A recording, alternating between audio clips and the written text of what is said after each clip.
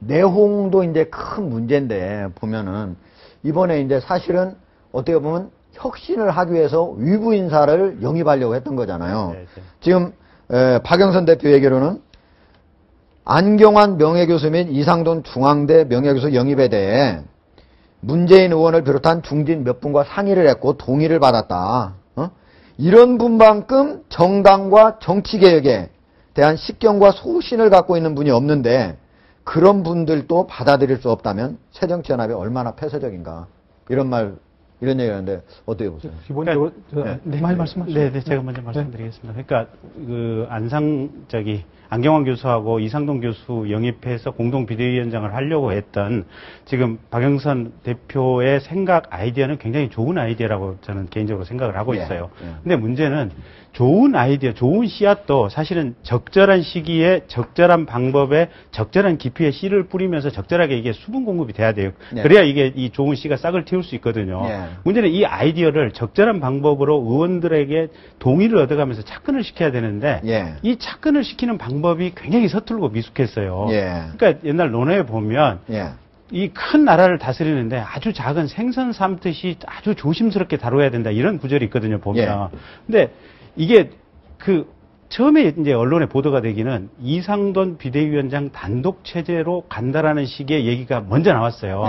그러면서 박영선은 또 본인이 어쨌든 현재 비대위원장 겸임하고 있는 부분은 사퇴는 안 한다 이런 식의 보도가 나오니까 실은 보면 그거간쯤에서 아마 문재인 의원하고 상의라든지 또 당내 중진 몇 분하고 어느 정도 상의는 있었던 것 같은데 밑에 하부 조직까지 이게 어떻게 보면 소통이 안 이루어진 상태에서 그게 언론에 먼저 나가버리다 보니까 이 새정치민주연합 소속 의원들이 자존심이 많이 상해버린 거예요. 그러니까 어떻게 보면 이제 이상돈 교수에 대해서 보는 관점이 그러니까 굉장히 저는 합리적이고 객관적이고 뭐 이런 분이라고 보고 있는데 반면에 또 어떤 측면에서 보면 박근혜 대통령을 만들었던 사람 또 DJ의 어떤 햇볕 정책에 대해서 강하게 비판했던 사람이기 때문에 이런 분을 우리의 어떤 수장으로 모셔온다는 것에 대해서 어떤 자존심에 있어서 굉장한 거부감을 가진 어떤 측면이 좀 있는 것 같아요. 그게 속이 좁다고 비판하면 뭐 그럴 측면은 분명히 있겠으나 어쨌든 근데 그 내용이 어떻게 보면 이 조심스럽지 않게 그냥 설익은 상태에서 알려지는 바람에 민주당 의원들이나 민주당 당원들이 자존심에 상처를 입다 보니까 저렇게 어떤 반응이 나온 것 같아요. 관련해가지고 문재인 의원 같은 경우에도 자기가 13일, 14일 이제 트위터에 올려가지고 처음에 이제 13일 같은 경우에는 아주 안경환, 이상돈 두 교수님께 참 미안하게 됐습니다. 처음부터 같이 모셨으면 또 당내 동의를 구하는 과정이 매끄러웠으면 당 혁신과 위원 확장에 도움이 됐을 텐데 아쉽습니다. 이렇게 얘기를 했거든요. 근데 이거 이제 13일에 이렇게 얘기를 해놓고 이때는 마치 이미 이제 자기가 그거에 대해서 약간 반대를 한 것 듯한 얘기를 해놓고 뒤에 가서는 하루 뒤에는 이게 논란이 된 거에 대해서 어떻게 얘기를 하냐면 저는 반대쪽이었던 사람도 합리적 보수라면 함께 할 수 있다고 생각을 합니다. 우리는 확장을 위해서도 화합의 정치를 위해서도 필요합니다.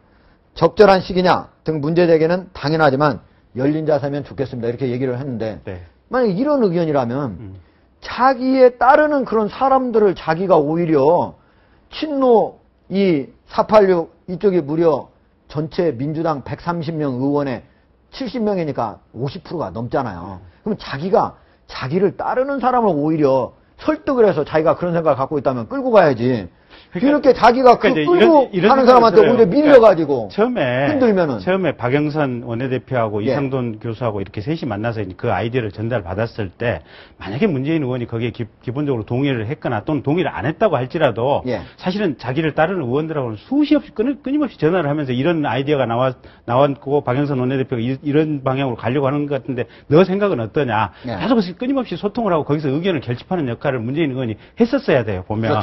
근데 전체적으로 보면 그 부분 어떤 소통 역할이 조금 좀 부족하지 않았나 그런 아쉬움이 좀 있어요. 박영선 원내대표도 소통이 좀 부족했고 또 문재인 의원도 자기 그러니까 개파 의원들하고 소통이 박영선 되고 원내대표는 예. 그러니까 어떤 어떻게 보면 큰 흐름인 지금 문재인 뭐 박지원 몇 명하고만 동의를 얻으면 될 것이다라고 너무 예. 그냥 설립게 생각을 했던 것 그런데 같고 또 문재인 의원 입장에서는 박영선이 끌고 가는 입장이면 기본적으로 나에 대한 동의는 동의고 다른 의원들에 대한 설득 문제는 박영선 의원이 할 것이다라고 예. 편하게 생각을 해버린 것 같아요. 알겠습니다. 그러면서 이게 쪽이 난 것 예. 같아요. 이게 지금 이제 문재인 위원이라는 분은요, 예. 단순히 그냥 당내 한 위원이 아니죠. 그렇죠. 이분은 예. 단순히 130분의 1이라고 생각하는 사람은 아무도 없을 겁니다. 예. 그런데 지금 이 분에 대해서는 그걸 뭐 친노계라는 뭐 표현이 좀 이상하지만 어쨌든 간에 굉장히 당내 많은 지분을 가지고 있는 의원들을 소위 말하는 뜻을 같이 하는 그 동료들로 거느린다는 표현은 좀 그렇지만 어쨌든 같이 하고 있습니다. 그런데 지금 박영선 의원 입장에서 굉장한 배신감을 느꼈을 수 있는 상황이에요. 이분이 분명히 같이 의견을 나눴을 때, 그거 필요할 것 같습니다. 라고 해서 자신에게 5가지 직책을 어떻게 겸직하느냐라는 그 흔들기에 의해서 자기가 그러면 비대위원장은 다른 외부 영입 인사를 하겠다라고 나름 그런 부분들을 이제 다 고려를 해서 논의를 했지 않았습니까?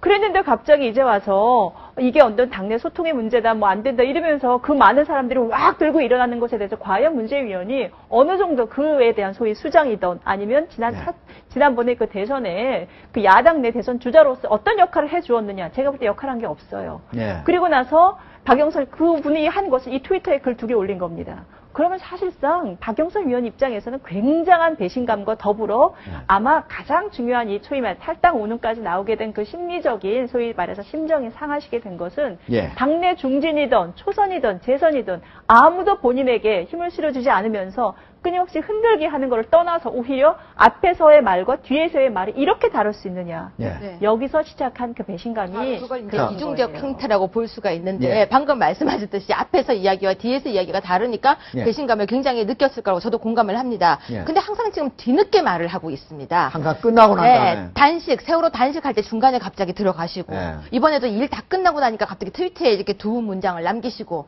이런 모습들이 지금 볼 때 과연 대권 주자로서 나섰던 그분이 하시기에 맞는 모습일까? 그래서 저는 차라리 지금 그 새정치연합이 그렇게 힘들면 이분이 차라리 맡아서 예. 본인이 이렇게 뒤에서 하지 말고 앞에서 한번 나가서 예. 그러니까 박영선 의원이 하시고 있는 것을 보고 평가하지 말고 본인이 차라리 했으면 좋겠습니다. 뒤에서 이렇게 평가는 굉장히 쉽거든요. 예. 답답한 마음에 저도 이런 얘기까지 나오게 되네요. 알겠습니다.